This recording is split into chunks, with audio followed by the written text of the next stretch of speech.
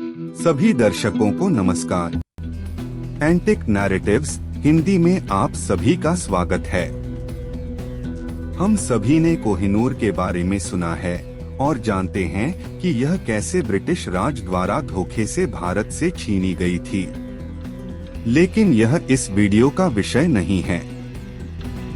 आज हम भारत में उत्पन्न हुए 6 ऐसे अन्य हीरों की हैरान कर देने वाली कहानियों को जानेंगे जो मध्यकालीन भारत से बाहर ले जाए गए, जिनमें से ज्यादातर लूट या धोखे के जरिए हुआ। इसलिए सीट की पेटी बांध लें। चलते हैं भारत के खोए हुए इन हीरों की इस रहस्यमय यात्रा पे। सन 1726 से पूर्व, जब तक ब्राजील में हीरों के खनन की शुरुआत नहीं हुई थी, भारत विश्व में हीरे का सबसे प्रमुख और लगभग एकमात्र उत्पादक था।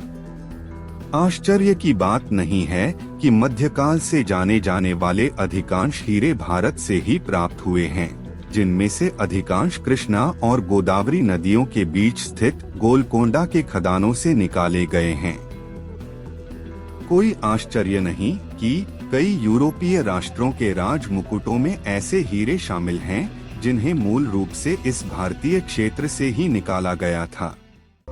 आइए अब हम भारत के खो चुके हीरों की सूची का रुख करते हैं। The great Mughal. हमारी सूची में पहला हीरा है द ग्रेट मुगल, जिसे ओरलोव हीरा भी कहा जाता है। इस हीरे से जुड़ी एक किंवदंती है कि यह आश्चर्यजनक हीरा पहले रंगनाथ स्वामी मंदिर के देवता के आभूषणों में जड़ित था और इसे कार्नाटिक युद्ध के दौरान एक फ्रेंच सैनिक द्वारा चुरा लिया गया था, जिसने एक भक्त के रूप में छिपकर मंदिर में प्रवेश किया था।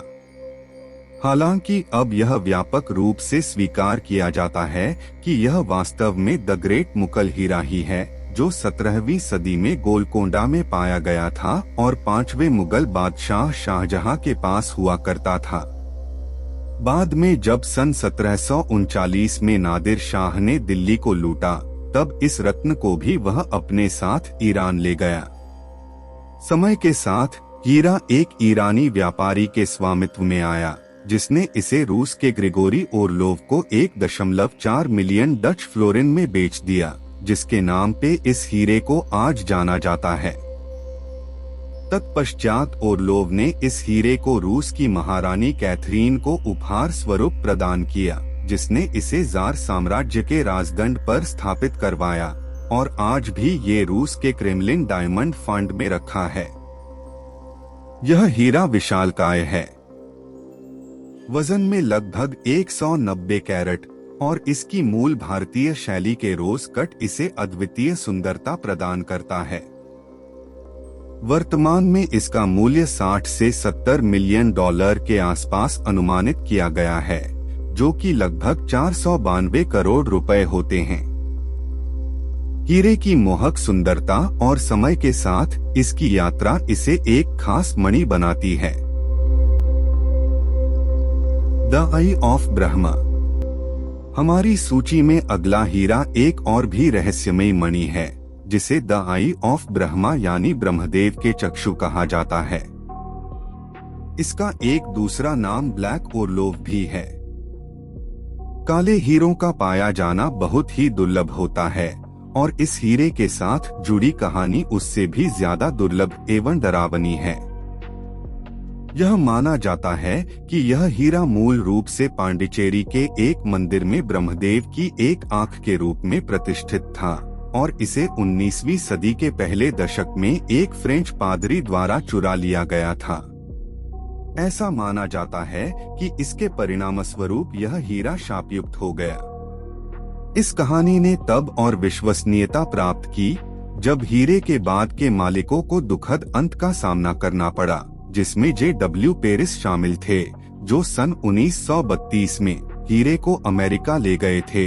तत्पश्चात उन्होंने एक ऊंची बिल्डिंग से छलांग लगाकर अपना जीवन समाप्त कर लिया और इसके बाद 2 रूसी राजकुमारियों ने इस हीरे को खरीदा, जिनके नाम पर हीरे का बाद में नाम ब्लैक ओरलोव पड़ा, जिसके तुरंत बाद दोनों ने ही आत्महत्या कर ली।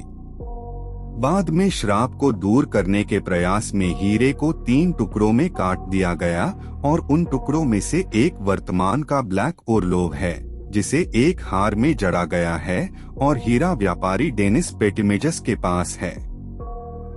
अनुमान है कि ब्लैक ओरलोव का मूल्य वर्तमान में लगभग $5,30,000 है, जो कि लगभग 4.5 करोड़ रुपए होते हैं। The hope diamond. अब चलते हैं एक ऐसे प्रसिद्ध हीरे की ओर जिसका खनन भी गोलकोंडा के खदानों में हुआ। इसे हम आज होप डायमंड के नाम से जानते हैं।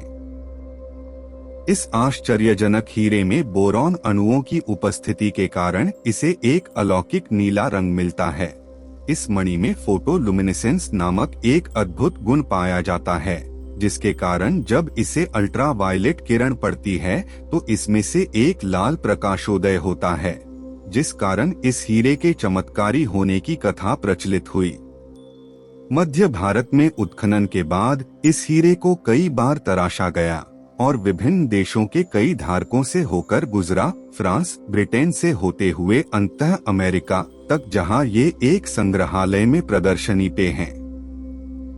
माना जाता है कि होप हीरे को एक इससे बड़े मूल हीरे टैवर्नियर ब्लू से बनाया गया है, जिसे वर्ष 1666 में फ्रांसीसी रत्न व्यापारी जीन बैप्टिस्ट टैवर्नियर द्वारा भारत से मंगाया गया था। तत्पश्चात इसे सन 1775 में फ्रांसीसी राजकीय आभूषण के लिए राजा लुई 15 के आदेश पर तराशा गया था और फ्रेंच ब्लू के रूप में जाना जाने लगा।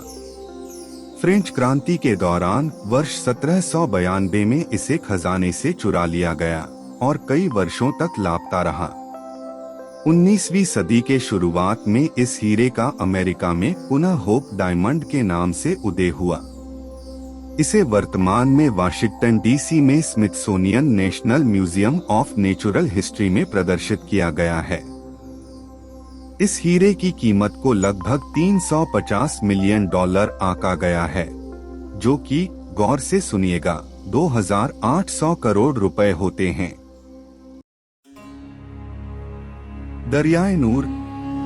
इस विशाल गुलाबी आयताकार हीरे की कहानी होप डायमंड की ही तरह एक और भी विशाल हीरे से शुरू होती है, जो टेबल डायमंड के नाम से प्रसिद्ध था।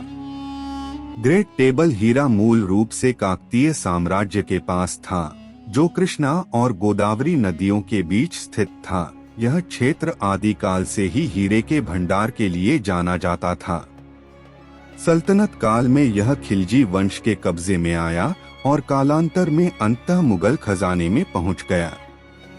कहा जाता है कि बादशाह शाहजहां को इस हीरे से गहरा लगाव था और अपने प्रसिद्ध सिंहासन तख्त रेताबुस पर स्थापित करवाया था। जब नादिर शाह ने 1739 में दिल्ली पर कब्जा किया, जिसके बाद वह संपूर्ण मुगल खजाने को लूटकर ईरान ले गया, जिसमें भी तख्त रेताबुस शामिल था और उसके साथ ही ग्रेट टेबल हीरा भी। वहां कई वर्ष तक कई मालिकों के पास रहने के बाद यह आज ईरानी राष्ट्रीय खजाने में संरक्षित है। वर्तमान समय में द ग्रेट टेबल डायमंड को विग्रहित करके 2 हीरों में तराश दिया गया है। इनमें से एक विख्यात दरियाए नूर है, जिसका हिंदी में अर्थ है प्रकाश का सागर। दूसरा छोटा हीरा है नूरोलैंड, जिसका अर्थ है आंखों का प्रकाश। नूरोलैंड को एक खूबसूरत मुकुट में जड़ा गया है, जिसे ईरान की अंतिम महारानी फराह पहलवी ने अपने विवाह समारोह में पहना था। यह भी वर्तमान में ईरानी राष्ट्रीय खजाने में प्रस्तुत है। इस तरह के एक पौराणिक रत्न के मूल्य का अनुमान लगाना असंभव है। हालांकि कुछ अनुमानों के अनुसार दरियाए नूर कोहिनूर के बाद विश्व का दूसरा सबसे मूल्यवान हीरा है। आई ऑफ द आइडल। हमारी सूची में अगले हीरे को आई ऑफ द आइडल कहा जाता है और इसकी भी कहानी बहुत ही रोचक है। इसे नासाक डायमंड भी कहा जाता है। संभवतः नासिक शहर के नाम का विरूपण है, जहां यह मूल रूप से स्थित था। इस सूची में अधिकांश अन्य हीरे की तरह यह भी गोलकोंडा के खदानों से निकला था। ऐतिहासिक अभिलेख के अनुसार 15वीं शताब्दी से ही यह त्र्यंबकेश्वर शिव मंदिर में स्थापित था। वर्ष 1817 में तीसरे एंग्लो मराठा युद्ध को जीतने के बाद ब्रिटिश ईस्ट इंडिया कंपनी ने हीरे को मंदिर से लूटकर अंतर्राष्ट्रीय बाजार में बेच दिया। इसके बाद सन 1818 में हीरे को ब्रिटिश ज्वेलर्स रुंडेल एंड ब्रिज द्वारा तराश के नया रूप दिया गया। कुछ सूत्रों के अनुसार वर्तमान में इस हीरे को लेबनान में स्थित एक निजी संग्रहालय में रखा गया है। इस हीरे की कीमत फिलहाल करीब $4 मिलियन आंकी गई है। हालांकि मंदिर के भक्तों के लिए यह मणि अमूल्य है और मंदिर में इसके जीर्णोद्धार के लिए लगातार अपील की जाती है। Regent Diamond. हमारी सूची में अंतिम हीरा वो है जो फ्रांसीसी क्राउन का भी हिस्सा रहा है। इसे रीजेंट कहा जाता है और इससे एक दिलचस्प कहानी जुड़ी हुई है। किंवदंती के अनुसार यह हीरा मूल रूप से कोल्लूर खदान में एक गुलाम द्वारा पाया गया था, जो गोलकोंडा युद्ध में किले की घेराबंदी से भागते समय घायल हो गया था, जिसके बाद उसने एक अंग्रेज नाविक से मदद मांगी। बदले में हीरे को बेचकर होने वाले मुनाफे के हिस्से की पेशकश भी की। हालांकि नाविक ने गुलाम को मारकर हीरे पर कब्जा कर लिया। इसके बाद हीरे को उसने एक भारतीय व्यापारी को बेच दिया। व्यापारी से उस हीरे को मद्रास में फोर्ट सेंट जॉर्ज के गवर्नर थॉमस पिट ने कौड़ियों के दाम में खरीद लिया। पिट ने इस हीरे को उसके वर्तमान रूप में तराशा और अंततः फ्रांसीसी राजशाही को बेच दिया। इस हीरे को इसके बाद लुई शटदशम के राज्याभिषेक के लिए बने मुकुट पर जड़ा गया। इसके बाद कालांतर में यह नेपोलियन द्वारा अपनी तलवार के गार्ड के रूप में भी इस्तेमाल किया गया। इसे वर्तमान में पेरिस के लॉवर संग्रहालय में प्रदर्शनी पर रखा गया है और विशेषज्ञों ने इस रत्न का मूल्य लगभग $60 मिलियन आंका है, जो कि लगभग 492 करोड़ रुपए होते हैं। ये थे वे 6 कम जाने जाने वाले खोए हुए रत्न जो कोहिनूर साथ ही भारत की धरती से उत्पन्न हुए। इनके साथ जुड़ी कहानियां इतनी जटिल और रोचक हैं कि प्रत्येक हीरे पर एक वीडियो बनाया जा सकता है। इसके अलावा इस सूची का हिस्सा कई अन्य अद्भुत रत्न भी हो सकते थे, जैसे मून ऑफ बड़ौदा एवं शाह का हीरा, परंतु वो किसी और वीडियो का विषय होंगे। यदि आप उनके बारे में जानना चाहते हैं तो मुझे कमेंट्स में बताएं। वीडियो को लाइक और चैनल को सब्सक्राइब करना न भूलें।